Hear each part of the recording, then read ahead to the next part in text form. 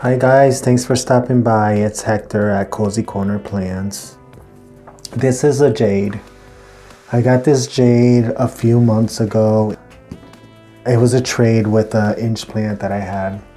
And this thing was drenched in water when I got it. And I thought that I can save her and fix her. That's what I've been trying to do. It's still doing this. It's still limping. And yeah, that's what it's doing. So anyways, yeah, this thing was soaked in water when I picked her up, and so I had to remove it, change the soil. I only had compost at that time, so but I needed to get it out of the soaking soil that it was in. And so I did. I moved it over and got some compost and threw it in there, and it looks a lot better. There's actually new growth coming in right there, which I am excited about. I thought I wasn't going to be able to save this jade, and it looks like it wants to come back.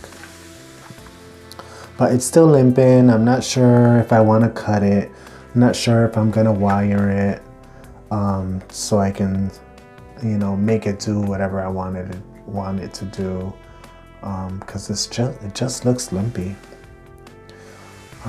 But I think it's doing better.